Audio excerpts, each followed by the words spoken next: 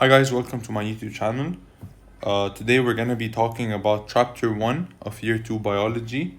I got all the information from your book, so make sure to pay attention and stay focused, and hopefully you'll be able to understand everything. And if you have any questions, leave down a comment and I'll try to answer all the questions you guys have. Okay, so without further ado, let us begin. So the first chapter is about nutrition in humans. So before we start talking about nutrition in humans, let's first talk about the difference how plants get their energy and animals get their energy, because that's what nutrition is all about. Nutrition is about the food we eat. And why do we eat food? We eat food to get energy. So let's begin by looking at plants. So plants, as you all guys know, plants are considered to be autotrophic. That means they make their own food. And what was the process called how they make their own food? Yes, it's called photosynthesis. Perfect. While animals are considered to be heterotrophic, what does that mean? They get their food from a different source. What does it mean they get it from a different source? That means they have a diet, and the diet is basically the types and kinds of food that they consume. So as we mentioned in the beginning, why do we eat? We eat to gain energy. And how do we get this energy? We get it from nutrients. So we get nutrients to be able to grow, develop, repair damaged tissue, and etc. Okay? Now it is important to note that we must have a proper nutrition. So how do we get a proper nutrition? By having a balanced diet. Now we can have two types of diets. We can either have a balanced diet where we have the proper amount and proportion of carbs, protein, and fat, versus an unbalanced diet when sometimes we might not have protein in our diet at all. It could be because of the place we live in, because of poverty. We might not be able to afford protein such as meat, which is important for our body, or we're just not eating healthy. And later on, we're gonna look at the negative effects of having an unbalanced diet and the diseases we might have. But leave that till the end. So we talked about having the right proportion of carbs, protein, and fat. And we said that food has energy. So how do we measure the energy that is stored in food? We measure it in kilojoules. And as you guys all know, 1 kilojoule is equal to 1,000 joules.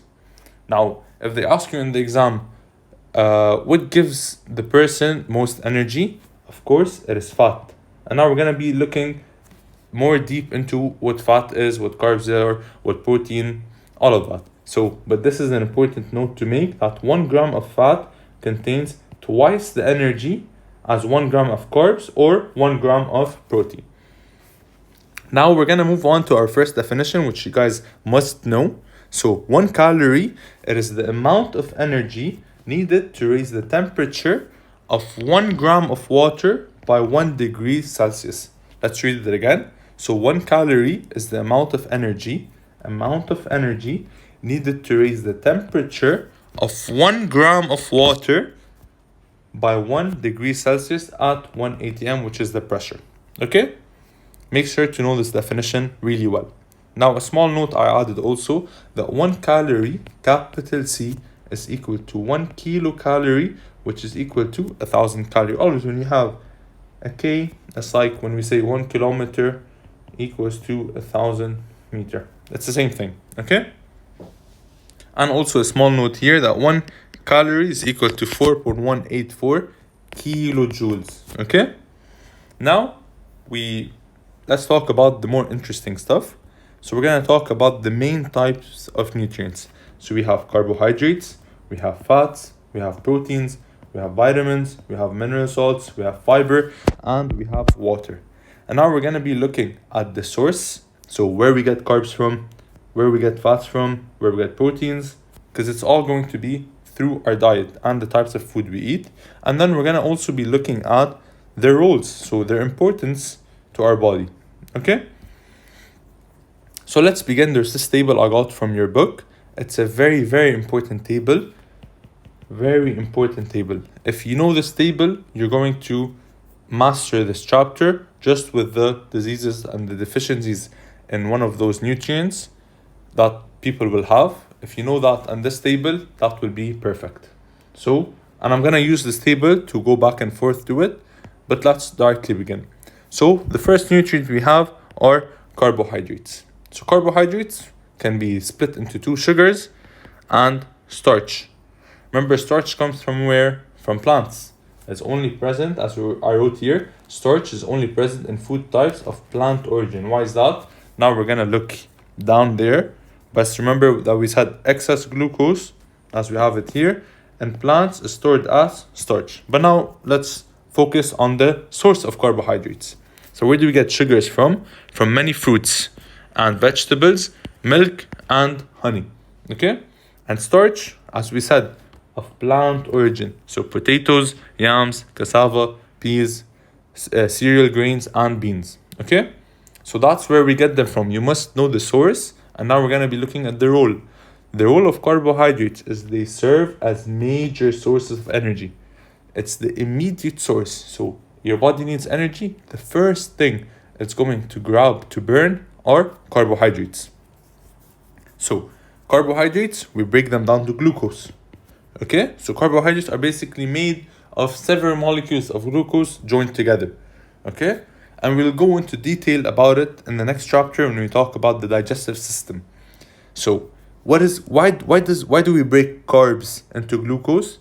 Because glucose is a substrate for cellular respiration. If you guys remember, cellular respiration, the formula was glucose, or the equation, plus oxygen equals to energy plus water plus CO2. And the main point we said, we eat to gain energy. So we're gonna break glucose to release energy for our body. And we call this process cellular respiration. Now, sometimes we might eat excess carbs. We already used some of it for energy, but our body has excess. So what does it do with this excess glucose? In animals and humans, for us, we store it as something called glycogen. Glycogen is usually found in the liver and the muscle. And in plants, as we said up, that we store it as starch. Okay, so it's important to know the source, where we get carbohydrates from, and their role in the body. Perfect? Perfect. Let's move on to fiber. So fiber is a type of carbohydrate. Now, where do we get it from? We get it from fruits, vegetables, nuts, and whole meal cereals. Okay? So the role of it is what regulates bowel movement and prevents constipation. Now, it's an important thing to note that fiber is not an energy source. As I wrote here, is not an energy source. Now, why is it not an energy source? Because we cannot digest it. So humans don't have the enzymes to digest fiber. So since we cannot digest fiber, we cannot use it as an energy source. However, that doesn't mean it's not beneficial.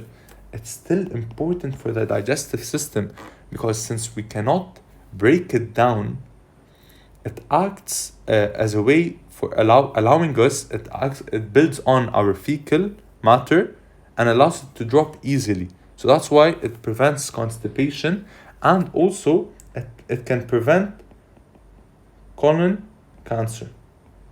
Okay? That's what we should know about fiber. Now, moving on from fiber, let's look at fats. Now, what should we know about fats? Where do we get fats from? We get them from red meat, white meat, fish, eggs, dairy products, nuts, avocado, and vegetable oils. Now, what is their role in our body? Why do we need fats? So fats serve as long-term energy reserves. And now we're going to look at what happens to fats in our body. So they serve as long-term, it's important to know, long-term reserve. They form layers under the skin for insulation. Insulation, what does insulation mean? They reduce heat loss. Okay? And for protection around body organs. Now, we said that they form layers under the skin. So where is fat stored? If they ask you, where is fat stored in the body? So fat is stored in adipose tissue under the skin. Okay, this is an important thing to know, that fat is stored in adipose tissue. So we looked at the source and we looked at the role. Now, let's even dig deeper into what are fats. So fats, they're considered water insoluble. Okay, it's important to note that fats are what? Fats are water insoluble.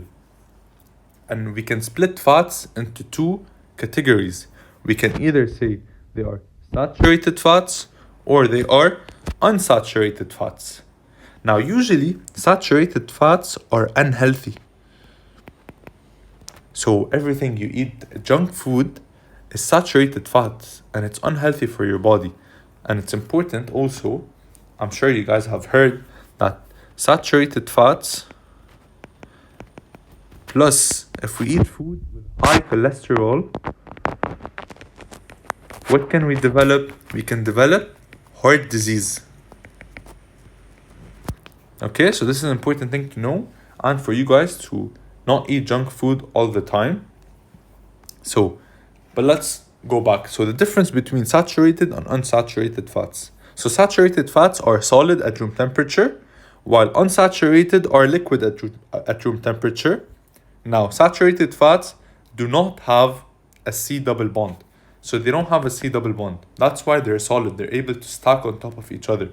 However, unsaturated fats have at least one C double bond. They can have more than one C double bond, or they can just have one double bond. And that's why they cannot stack on top of each other because of that double bond.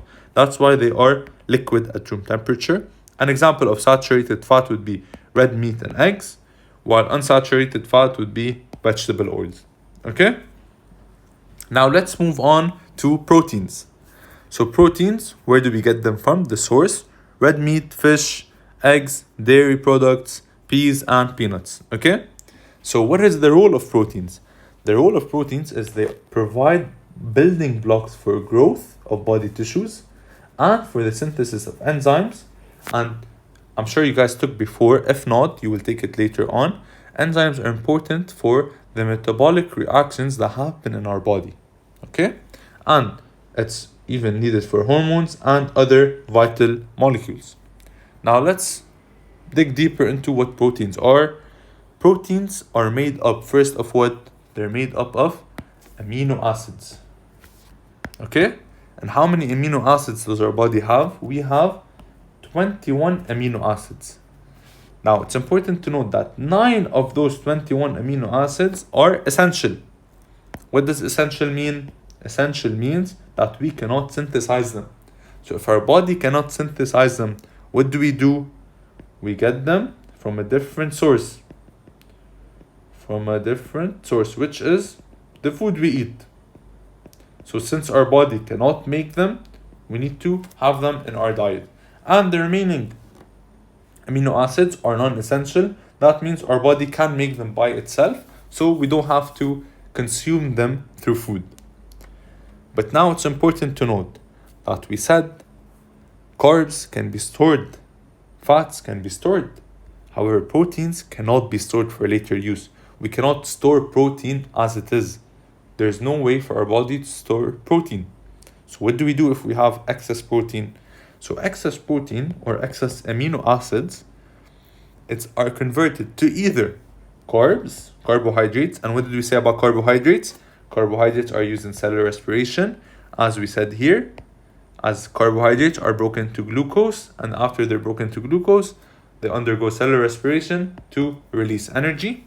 Or the excess amino acids are converted to ammonia, and then this ammonia is converted to urea, and then we excrete this urea, because it's toxic, in our urine. Now, what is this process called? But when we convert excess amino acids to either carbohydrates or ammonia, we call this process, and you guys have to know this, we call it deamination. Okay? Deamination. Very simple. Deamination is when we remove the amino group, but you don't have to go into details. But just know that excess amino acids, since they cannot be stored for later use, we convert them to carbohydrates or to ammonia, by a process called deamination. Okay? Now we just talked about fats, carbohydrates, and protein. And those are the three major sources of energy. Now, how does our body choose which one to use? Do we use glucose? Do we use glycogen? We use fats? Do we use protein? What do we use first? So first of all, our body uses glucose. So we eat, for example, a good fruit, we have glucose. So our body needs energy. So the first thing we do is we use the available glucose that's in our blood. Now, we haven't eaten for a period of time. We don't have glucose in our blood. So what is our body going to do? Our body needs energy. So it's going to go to our glycogen reserves. And it's going to start using from those glycogen reserves to get energy. Now, we haven't eaten for a very long time. We used all of our glycogen reserves. We don't have any more. So what does our body go to now? It goes to lipid reserves, which are the fats. So they are the fats. We use the fat or the lipid reserves. Now we also run out of our lipid reserves. So what do we use? Our last option, that's the option our body hopefully never reaches it. It will use proteins. So proteins is usually when we have starvation for a very long period of time. For a long period of time, our body would use proteins to get energy. Okay? Those are the three main sources where our body gets energy. Now let's look at mineral salts. So as I told you, we're always going to go back to the table. The table is very important. So mineral salts, before we look at the two examples, we have to note that they are inorganic nutrients and our body cannot make them. So our body cannot make them. What does that mean? As we said before, if our body cannot make them, we must consume them through our diet. Okay? And they are needed in small amounts, and this is important too. They are not considered sources of energy. So we don't have mineral salts to get energy. It's important to know that, unlike fats, proteins, and carbs. Okay? And two examples are calcium and iron. So let's look. Where do we get iron from? We get iron from red meat, dark green leafy vegetables, beans, and lentils. And why is it and where do we get calcium from? We get calcium from dairy products, eggs, and some greeny leaf vegetables. Now, what is the role of first iron? I also wrote it down there, but we can check it from here too. So it is needed for the formation of hemoglobin. Now, what was hemoglobin? Let's write it down. Hemoglobin is a pigment found in red blood cells. Okay? So it is found in red blood cells. What's the purpose of hemoglobin? Hemoglobin carries oxygen. So it carries O2 to our organs, to our internal organs. Okay? So hemoglobin is very important. That's why we need iron. And just a small note, I'm going to mention it later on, but that's why they say low level of iron can give you anemia, because your body and your cells are not receiving oxygen sufficiently. That's why people who have anemia feel tired usually. So that's why, because iron is really important for the formation of hemoglobin, which is a pigment in red blood cells, and hemoglobin, its function is it carries oxygen. And another role of iron, it is important for the functioning of muscles and some enzymes. Now let's look at calcium. Calcium, you guys have all heard from your parents when you were young that you should always drink milk. It is healthy for your bones. So calcium is in fact needed for healthy bones and teeth. And also it's important to note that calcium is also found in your blood plasma. So it is important for blood clotting. So if you cut yourself, your body wants to clot this. So calcium is needed for that, and it is important for muscle contraction and nerve impulse transmission. Okay? So as we mentioned here, calcium is important for bone and teeth health. it's important for blood clotting, and it's important for muscle contraction and nerve impulse. While iron, we said, is needed for the formation of hemoglobin, which is a pigment in red blood cells, which carries oxygen, and it is needed for proper functioning of muscles and some enzymes. Now let's look at vitamins. So vitamins, so we can put comparing and contrast between mineral salts and vitamins. So vitamins are organic substances, but they share similarities with mineral salts that they are needed in small amounts, and they are also not used as an energy source nor as building blocks. And they are essential for metabolic reactions as they work with enzymes. Now, before we look at vitamin C and vitamin D, we can split vitamins also into two categories. We can have fat soluble, or we can say lipid soluble vitamins, and water soluble.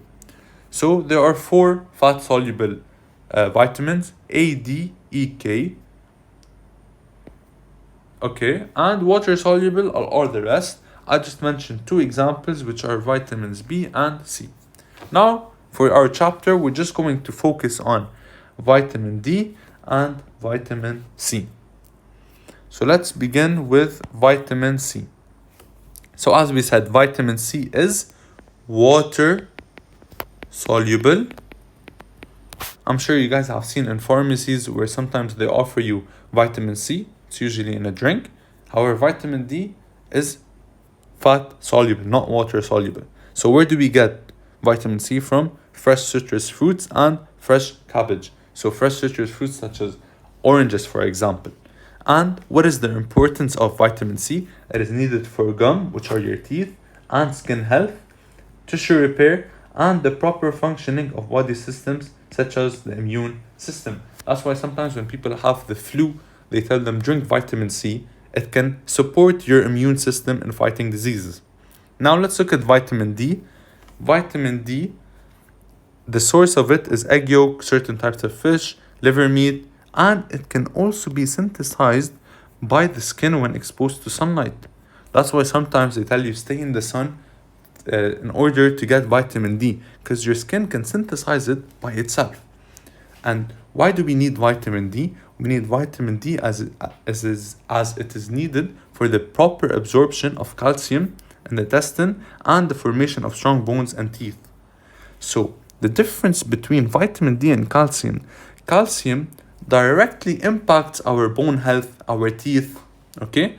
While vitamin D, it is important to have strong bones and teeth, but it does not directly impact our strength of bones and teeth. It impacts the absorption of calcium, and calcium is important for our bones and teeth. So it's important to make this distinction. So vitamin D is important for the absorption of calcium, and then the formation of strong bones and teeth. So we can look here, vitamin D, that's another name for vitamin D, and its source, we wrote the sources and the role of it, we mentioned already. And vitamin C, it's important to know that we cannot make vitamin C, so we get it from the diet.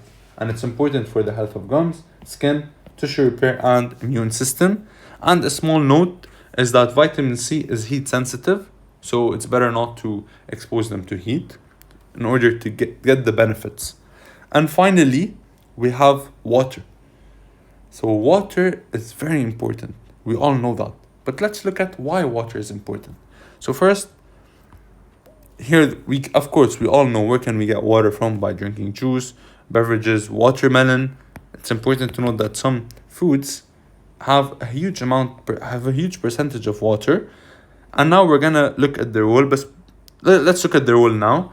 The role of water is it serves as a major solvent in the body, as a transport medium. So water, as I wrote here, water is around 55 to 65% of our body weight. So can you imagine? That's a huge percentage. That's more than half of our body weight is purely water. So water is an important solvent in our body, in which nutrients, hormones, and waste products dissolve in. So nutrients are needed for absorption. So they dissolve in the water, which is in our body, to absorb it. And waste products, they dissolve in water to be excreted out of the body. And it is also a medium where chemical reactions happen in our body, and it plays a role in cooling. So when we sweat, when we're hot, we usually sweat. That's a way our body to cool down. And now, to mention that, since we mentioned sweating, we can say that our body throughout the day loses a good amount of water. So we lose it through sweating, breathing, urinating too also. And that is bad. And we mentioned why losing water is bad, because water plays a major role in our body. So we must stay hydrated and we must always drink water as much as we can. However, it's important to note that my requirement for water is different from your requirement for water. So what are the factors that we usually consider? We usually consider physical activity. So for example, someone who plays a lot of sports or works out on a daily basis needs more water than someone who does not work out as much. And also body weight plays a factor. So the larger body weight you have, the more water your body needs. And that's it for this video. Thank you guys so much for watching. This is part 1. We're going to be uploading part 2 about the differences between balanced and unbalanced diet and the diseases that might occur if we have deficiencies in the following nutrients that we mentioned. Thank you guys again for watching. Don't forget to like, comment, and subscribe, and share it with as many people as possible. And again, if you have any questions, let me know in the comments down below. Thank you guys. See you soon.